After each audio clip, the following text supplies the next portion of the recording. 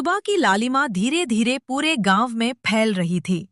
मिट्टी के घरों से धुआं उठ रहा था। कोई रोटी सेक रहा था तो कोई खेत में काम कर रहा था। गांव के किनारे बने एक छोटे से घर में रामू अपनी पत्नी बिमला, बेटे मुन्ना और बूढ़ी माँ के साथ रहता था। घर टूटा फूटा जरूर था, लेकिन दिलों में प्यार और उम्मीद भरी हुई थी। रामू जी, आज फिर खेत पर काम के लिए जा रहे हो? हाँ भाग्यवान, मजदूरी का यही तो सहारा है। जब तक हाथों में ताकत है, उम्मीद जिंदा रहेगी। माँ, आज शाम को जल्दी आ जाऊंगा, तुम चिंता मत करना। बेटा, अपनी सेहत का ध्यान रखना, ठंड बढ़ रही है। इसी दौरान रामू को सड़क बनाने का काम मिला। रामू दिन भर सड़क बनाने का काम करता था। धूप में पसीने से तर, फिर भी उसके चेहरे पर थकान से ज्यादा संतोष था। दोपहर के वक्त वो एक पेड़ के नीचे बैठकर सूखी रोटी और प्याज खाता था। उसके साथियों में कोई शिकायत करता तो वह हंसकर कहता, अरे भाई, जो मिला वही खाओ, मेहनत की रोटी सबसे मीठी होती है। उसकी बातें सुनकर सब मुस्कुरा देते थे। रामू गरीब था, पर उसके पास ईमान की दौलत थी। काम खत्म होने के बाद जब सब मजदूर घर लौट रहे थे, रामू धीरे धीरे पगडंडी से गुजर रहा था। अचानक उसने देखा, रास्ते के किनारे एक पुराना चमड़े का थैला पड़ा था।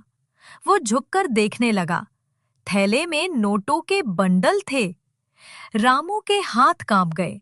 उसने चारों ओर देखा, कोई नहीं था। हे भगवान, इतने सारे पैसे, किसी का थैला होगा, लेकिन अब इसका मालिक कहाँ ढूंढूं? उसके मन में दो आवाजें उठीं। पहली आवाज लोभ। रामू, ये रख ले, तेरी माँ की दवाई, मुन्ना की फीस, सब हो जाएगा। दूसरी आवाज ईमान की। नहीं रामू, ये तेरे नहीं हैं। गरीबी कभी चोरी की इजाजत नहीं देती। रामू ने गहरी सांस ली। उसकी आंखों में माँ का चेहरा और बेटे की मुस्कान उभर आई। फिर उसने थैला उठाया और सोचा कि जिसका भी है उसे लौटाना उसका फर्ज है। अगली सुबह रामू पंचायत चौपाल पहुंचा। सारे गांव वाले इकट्ठे थे। मुझे ये रास्ते में मिला, पता नहीं किसका है, लेकिन इसे मैं पंचायत के हवाले कर रहा हूं। सभी लोग एक दूसरे को देखने लगे। रामू पागल हो गया है, कोई और होता तो पैसे लेकर भाग जाता।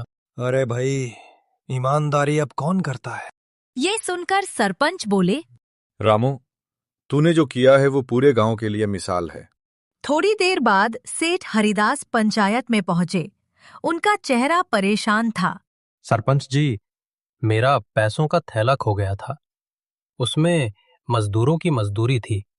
कल मुझसे कहीं गिर गया था। किसी को मिला क्या? सेठ जी, इसे रामू को मिला और ईमानदारी से लौटा दिया। सेठ की आंखों में चमक आ गई।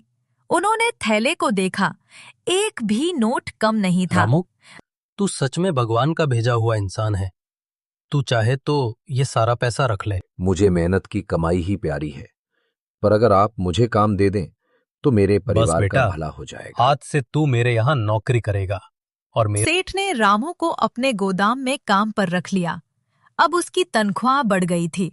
घर में भी थोड़ी खुशहाली लौट आई थी। देखा रामू जी, ईमानदारी का फल कितना मीठा होता है।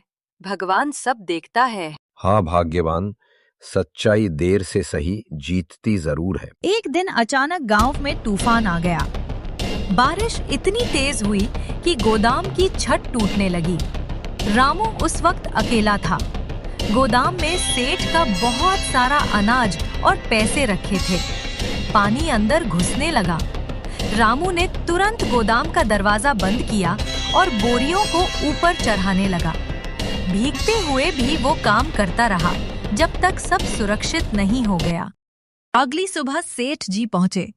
गोदाम बिल्कुल ठीक था। रामू, तूने तो गोदाम का सारा अनाज बचा लिया। बाकी सब जगह पानी घुस गया था। इस काम से मैं बहुत खुश हूँ। ये तो मेरा फर्ज है मालिक, और मालिक का भरोसा बचा के रखना हर मजदूर का कर्तव्य होता है। सेठ ने उसी दिन गांव वालों को बुलाकर कहा, आज से रामू इस गोदाम का मुंशी होगा।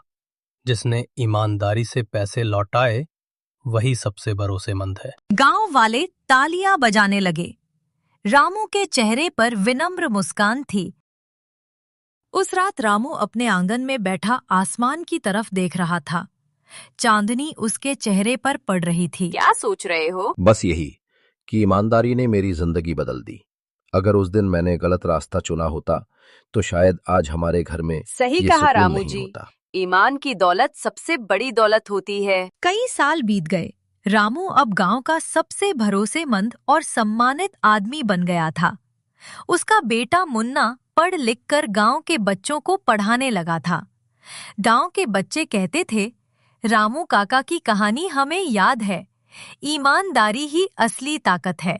कभी कभी जिंदगी हमें दो रास्ते देती है, एक आसान और गलत, दूसरा कठिन लेकिन सही। जो सही रास्ता चुनता है वो देर से सही पर हमेशा जीतता है।